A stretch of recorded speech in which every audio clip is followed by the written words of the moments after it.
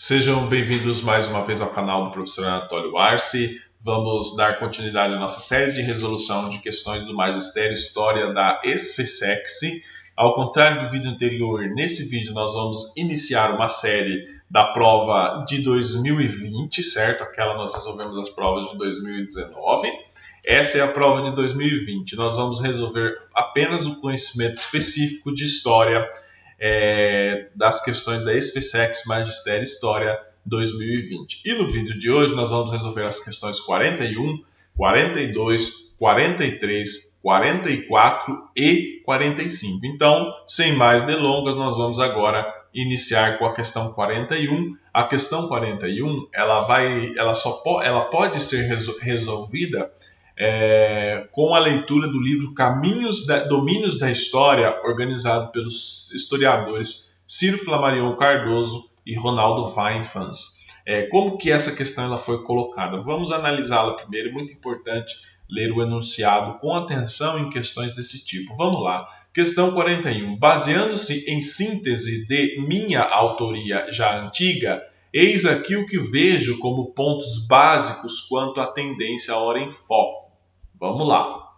1. A crença no caráter científico da história, que, no entanto, é uma ciência em construção. Isso conduziu, em especial, à afirmação da necessidade de passar de uma história-narração a uma história-problema mediante a formulação da hipótese de trabalho. Vamos supor que o candidato não teve tempo, de ler esse livro, Domínios da História, ensaios de teoria e metodologia, organizado pelo Ciro Flammarion e Ronaldo Weinfans. Mas aquele que tem, de certa forma, um domínio mínimo do conhecimento da teoria da história, sabe que quem fala a tendência à hora em foco é a escola dos análises. Então, basicamente, é a escola dos análises em que passa a afirmação da necessidade de passar da história-narração para a história-problema. Então, a escola dos análises, ali desenvolvida a partir de 1929, ela passa a atender a necessidade da melhoria ou da evolução da teoria da história, no sentido de passar da história-narração para uma história-problema. Então, a tendência em foco não é a escola metódica, não é a história do tempo presente, não é a nova história inglesa, nem a história ideológica.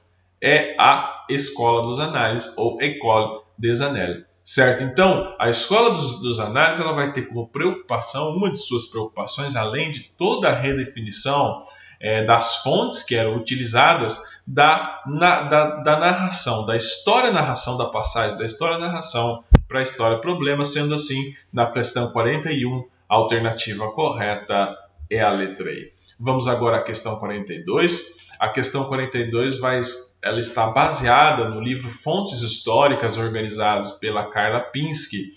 Tem dois livros, Fontes Históricas, Historiador e Suas Fontes, ambos publicados pela editora Contexto. Então, quem quiser aí, coloca aí Fontes Históricas, editora Contexto, Historiador e Suas Fontes, da editora Contexto também. Você vai poder ter acesso a esses dois livros para resolver essa questão. A questão 42 ela vai trazer o seguinte: Carlos Bacelar, no artigo que está colocado nesse livro organizado pela Carla Pinsky, Uso e Mau Uso dos Arquivos, traz uma série de sugestões para a pesquisa em arquivos históricos. Entre outras, a sugestão de o que o Bacelar fala nesse artigo Uso e Mau Uso dos Arquivos, nesse capítulo Uso e Mau Uso dos Arquivos. Ele fala, alternativa A, evitar o cruzamento de fontes primárias com secundárias, porque a veracidade de um documento deve ser comprovada com outros documentos da mesma época. Ele fala justamente o contrário, tá? O cruzamento das fontes ele tem que ser feito diariamente, ele tem que ser feito a todo instante, certo? Para você pegar algumas incongruências nas fontes. Lembrando, quando você fala em fontes históricas, não existe fontes históricas neutras, não existe fontes históricas verídicas e outras fontes históricas mentirosas. Existem fontes históricas que contam uma versão e fontes históricas que contam outra versão. Então, esse cruzamento das fontes ele não pode ser evitado. Tá bom? Ele tem que ser, ao contrário, ele tem que ser realizado. A alternativa A está incorreta, certo? A alternativa B vai dizer preferir documentos oficiais produzidos em contextos bem identificados para não conter correr o risco de reproduzir informações distorcidas e falsas. Essa alternativa também está equivocada, tá? Fontes ou ditas oficiais, que são aquelas produzidas pelo Estado, pelos gestores do Estado, pelos governantes do Estado, pelos funcionários do Estado, muitas vezes, certo? Elas são ditas como fontes oficiais. Você não deve preferir elas. Elas são apenas um tipo de fonte, certo? Lembrando que esses dois historiadores aqui são, como praticamente todos nós, herdeiros da Escola dos Anéis, que redefiniu, ampliou o cabedal de fontes, certo? A alternativa B está equivocada. A alternativa C vai dizer que explorar exaustivamente a descrição, a significação e a análise de cada documento nos seus aspectos internos, sem preocupações externas, como o possível autor. Então, essa alternativa ela está equivocada porque, por mais que você tenha que explorar exaustivamente a descrição, a significação e a análise de cada documento nos seus aspectos internos, você não pode desconsiderar as preocupações externas, que foi o que? O entorno que produziu aquela fonte. Certo? Vou dar um exemplo. Quando você analisa a carta de Pero Vaz de Caminha falando sobre o Brasil, você vai desconsiderar todo o contexto externo daquilo ali, certo? A posição que ele ocupava na coroa portuguesa, como estava a configuração política de Portugal daquela época, como que Portugal se situava no contexto europeu naquela época. Não sei se existia, falar contexto europeu é muito complicado naquela época, mas qual era a posição que Portugal ocupava no jogo político europeu naquela época? Essas preocupações que são externas, elas devem ser consideradas. Portanto, a alternativa C está equivocada. A alternativa D vai dizer privilegiar a documentação mais recente e, no caso de documentos manuscritos, buscar aqueles que já estejam transcritos, evitando ter que fazer uso de paleografia. Tome cuidado com essa alternativa, tá? Como que você vai privilegiar a documentação mais recente? É óbvio que quando você faz uma pesquisa histórica, você escolhe mais ou menos as fontes que você vai utilizar. Mas tem temas que a gente trabalha que as fontes são um tanto escassas, então você não pode escolher, você não pode ter você não pode ser muito seletivo nesse ponto. Entretanto, pessoal, você não pode dizer, vou privilegiar a fonte mais recente, como se as fontes mais recentes fossem melhores, para você não mexer com textos muito antigos que são de difícil acesso. Você não pode ter esse tipo de coisa. O historiador não pode ter medo de camelar, certo? Portanto, a alternativa D está equivocada. E a alternativa E vai dizer trabalhar com o número adequado de casos que garantam margem aceitável de segurança para fazer afirmações, especialmente de caráter quantitativo e generalizante. Essa que é a resposta correta. O Bachelard defende, certo, que você deve trabalhar com um número amplo de fontes, mas também com um volume adequado de fontes que garante o quê? Uma margem de segurança para você fazer afirmações, especialmente de caráter quantitativo e generalizante. Sendo assim, na questão 42, a alternativa correta é a letra E. Vamos agora à questão 43, avançando aqui, né? Vai trazer um texto do Peter Burke, historiador inglês, que viveu muito tempo no Brasil, a escrita da história Novas Perspectivas. O que o Burke fala? Vamos ler de novo aqui, ó. A nova história é a história descrita como uma reação deliberada contra o paradigma tradicional, aquele termo útil, embora impreciso, posto em circulação pelo historiador da ciência americano Thomas Kuhn. Será conveniente descrever esse paradigma tradicional como história rankiana, conforme o grande historiador alemão Leopold von Ranke.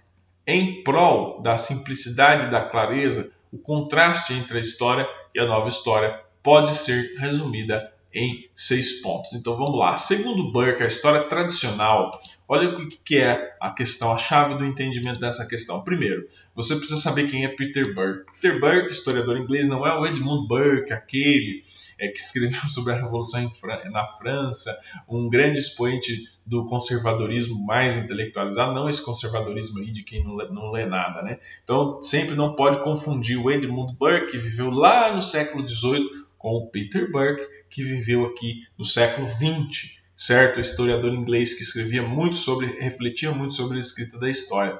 Então ele vai falar sobre a história tradicional, ele está refletindo sobre aquela história rankiana, história processual, chamada história tradicional. Então, segundo Burke, a história tradicional, que é a alternativa A, que é a correta, ela vai dizer, oferece uma visão de cima, porque se concentra nos grandes feitos dos grandes homens, como os estadistas, e a nova história preocupa-se também com a história vista de baixo, caso da história da cultura popular. Essa que é a alternativa correta, certo? Então ele está falando que a história tradicional, a história rankiana, ela enxerga os processos históricos de cima, certo? E aí a nova história, ela já se preocupa com a história dos que vêm de baixo, certo? Que trata da cultura popular. Então essa foi a grande herança da Escola dos Análises, certo? A Escola dos Análises, ela começa a mudar a cabeça dos historiadores, ela começa a enxergar a história não é só aquela oficial, não é só aquela dos grandes homens. Então ela começa aqui a oferecer novos paradigmas para o conhecimento histórico. Então a alternativa A está correta. Porém, nós, sempre quem sabe que das resoluções que eu faço, eu sempre analiso com cuidado todas as alternativas para descartá-las, né? E então ele vai dizer o seguinte, que a história tradicional, alternativa B, pensa as estruturas econômicas como determinantes das esferas política e social. Essa aqui é a história tradicional ou ela é mais uma história de versão marxista? Certo? Então a história tradicional, ela não vai pensar as estruturas econômicas como determinantes. Não vamos confundir história tradicional com história marxista. Enquanto a nova história coloca as ideias como centrais para compreender as transformações da estrutura humana. A nova história realmente, de fato, ela coloca, sim, as ideias como temas centrais. Mas aqui, essa primeira parte, ela está anulando a questão. Tá bom? A alternativa B está equivocada. A alternativa C vai dizer que a história tradicional estuda os espaços e as organizações transnacionais a partir das referências de cultura. A história tradicional não é muito apegada à questão cultural, tá bom? Então, tá equivocado aqui, De modo bem diverso da nova história, preocupada com as histórias nacionais, privilegiando as tradições das elites políticas, também está equivocado. A nova história, ela não privilegia as tradições das elites políticas, pelo contrário, ela busca as tradições das massas, certo? O ponto de vista das massas, ampliar a história, tornar a história acessível também para as massas. A alternativa C está equivocada. E a alternativa D vai dizer que trabalha com um rol diversificado de fontes, escritas ou não, enquanto a nova história passou a difundir a novidade metodológica de utilizar, em especial, documentos produzidos com a finalidade de serem um documento. Isso aqui é invertido, tá? A história tradicional ela é muito mais apegada à finalidade de documentos produzidos para serem documentos. E a nova história ela trabalha com o rol mais diversificado, alternativa D equivocada. E a alternativa E vai dizer restringe-se às grandes ordens econômicas, como o feudalismo e o capitalismo. Tome cuidado, porque a história tradicional, por mais que ela fala dos grandes eventos, certo? Dos chamados grandes eventos, grandes líderes, conta a história dos vencedores, certo? Ela não se restringe ao feudalismo e ao capitalismo, tá bom? E para a nova história, a mais importante função do conhecimento histórico é tratar da dimensão institucional da política também. A nova história não pensa dessa forma, sendo assim, na questão 43, a alternativa correta é a letra A. Vamos agora à questão 44, vai trazer um extrato de texto do Marcos Napolitano, a história depois do papel, também colocado no livro Fontes Históricas, organizado pela Carla Pinsky. Vamos analisar. Vai dizer o seguinte, as fontes audiovisuais e musicais ganharam crescentemente espaço na pesquisa histórica.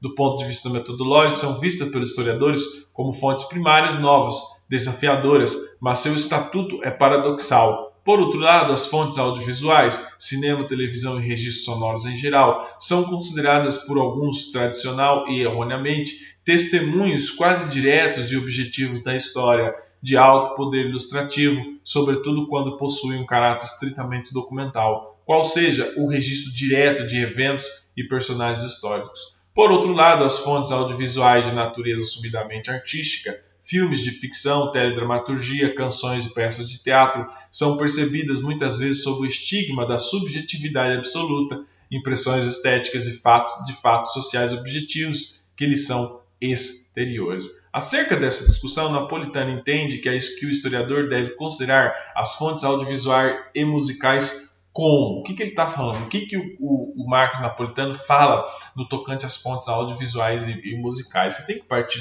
do princípio de que ele não despreza essas fontes audiovisuais e musicais. Tá bom? Então, se você partir desse princípio, você lê o texto e entender que o Marcos Napolitano ele não despreza, você já analisa a alternativa A, vai dizer que é um caminho a ser evitado pelos pesquisadores porque oferece mais incerteza do que realidades comprováveis. Então, ele não fala que deve ser um caminho evitado pelos pesquisadores, tá? Pelo contrário, ele nos incentiva a tratar as fontes audiovisuais como mais uma fonte que está disponível para o historiador analisar o passado. Tá bom? Alternativa A, equivocada. A B vai dizer que é um corpo documental tão específico que o seu uso deve ser limitado aos estudos de história da cultura. Também não, tá? Você não pode limitar as fontes audiovisuais e musicais somente à história da cultura. E a alternativa C, que é a correta, vai dizer que é um outro tipo qualquer de documento histórico, portadores de uma tensão entre a evidência e a representação. Correto,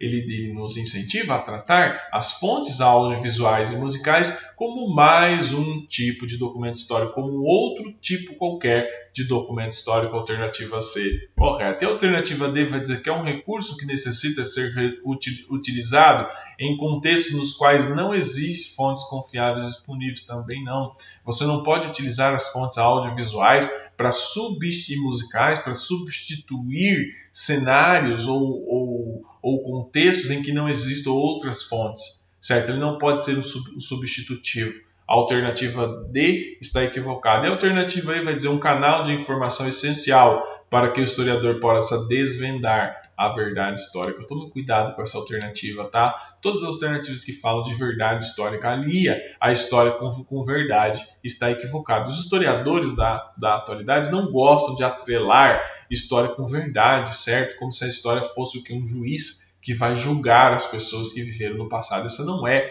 a função da história, tá? Tem um livro muito bom, Raymond Aron, né, do autor Raymond Aron, O Ópio dos Intelectuais, que ele faz uma crítica a esse tipo de história que quer julgar, que quer ser a verdade, certo? Portanto, na questão 44, a alternativa correta é a letra C. Vamos agora à questão 45, também conhecida como última questão da nossa série de resolução de hoje. A questão 45 vai trazer uma passagem da Antiguidade ao Feudalismo, um texto do Prairie Anderson, um texto muito interessante, que é muito importante que aquele que está estudando a história como ciência, leia também. Vamos lá, a Antiguidade greco-romana sempre constituiu um universo centralizado em cidades. Beleza, a Antiguidade greco-romana centralizada em cidades. O esplendor e a solidez da antiga polis helênica e da posterior República Romana, que ofuscaram tantos períodos subsequentes, traduziu um nível de organização e cultura urbanas que jamais seria igualado em outro milênio. A filosofia, a ciência, a poesia, a história, a arquitetura, a escultura, o direito, a administração, a economia, os impostos, o voto, o debate, o recrutamento, tudo isso chegou a níveis de sofisticação e força inigualáveis. Ao mesmo tempo, esse friso de civilização citadina teve sempre algo do efeito de uma fachada, trompe-l'œil, sobre sua posteridade. Então, como que você vai traduzir esse contexto de trompe-l'œil? Você vai traduzir ele como um engano, certo? Se você for traduzir no francês, trompe é enganar e olho e l'œil é o olho, enganar o olho, né? Se você for ver. Citado por Prairie Anderson, trata-se de o que é esse tal engano na visão de Prairie Anderson? É a recorrente e generalizada fome gerada nas cidades antigas, porque havia poucos produtores no campo. Tome cuidado que as fomes nas cidades antigas não eram geradas pelo baixo contingente de pessoas trabalhando no campo. Elas eram geradas pelas guerras. Então tome muito cuidado, tá? A fome nas cidades antigas foi provocada por conta das inúmeras guerras que ocorreram lá. Certo? A alternativa A está equivocada. A alternativa B, que é a correta, vai dizer que a riqueza material sustentadora da vitalidade intelectual e cívica do espaço urbano, que era extraída em grande parte do campo. Certo? Então a riqueza do espaço urbano ela vinha o quê? Do campo. Certo? Então você não pode dizer que as cidades gregas elas eram ricas porque elas eram industrializadas. Então, a grande diferença das cidades antigas, das cidades construídas após a Revolução Industrial, é que as cidades antigas elas se tornavam ricas por conta de uma riqueza gerada no campo. E as cidades modernas, as cidades construídas após a Revolução Industrial, elas eram ricas por conta de sua produção industrial, certo? Então, essa que está a grande diferença. A alternativa B, ela está correta, certo? Riqueza material sustentada pela vitalidade intelectual e cívica, certo? Do seu espaço urbano, que era extraída em grande parte no campo. Alternativa B, correta. A alternativa C vai dizer a ausência de técnicas e conhecimentos que estivessem efetivamente relacionados com a população em riqueza. Não existe essa ausência de técnicas e conhecimentos que estivessem relacionados à produção de riqueza. Cada período, cada época tem um tipo de técnica, um tipo de conhecimento específico. E as épocas que são cronologicamente mais próximas de nós, elas costumam se apropriar de técnicas e conhecimentos de vários povos. A alternativa C está equivocada. A alternativa D vai dizer que tem uma inadequação das forças produtivas dos povos antigos, da antiguidade clássica, com suas concepções filosóficas. Tome cuidado, isso não faz sentido, tá? Não existe a inadequação de forças produtivas. Esse tipo de coisa, esse tipo de concepção, ela não casa muito com o sentido histórico, ela não faz sentido. E a alternativa E vai dizer separação entre dimensão religiosa e outras esferas humanas. Tome cuidado, tá? Não existia uma separação entre religião e outras esferas humanas no sistema antigo, tá? Condição necessária para o esplendor urbano. O que existia, pessoal, era o quê? Eram concepções religiosas diferentes, porque na Antiguidade Clássica, durante a grande parte da Antiguidade Clássica, não existia o cristianismo e o monoteísmo, tá? O monoteísmo, ele vem, o fato de você crer em um Deus apenas, ele vem com o cristianismo introduzido na Antiguidade Greco-Romana, certo? Que faz parte, a introdução do cristianismo, uma parte da história greco-romana, não vem ao caso se nos aprofundarmos aqui. Sendo assim, na questão 45, a alternativa correta é a letra B. Muito obrigado pela atenção de todos vocês, ficamos aqui nesse vídeo, tá? Nós vamos resolver as próximas questões nos vídeos anteriores. Curta, compartilhe, se inscreva no nosso canal. Muito obrigado pela atenção de todos vocês. Seguimos aqui com os nossos estudos. Até mais.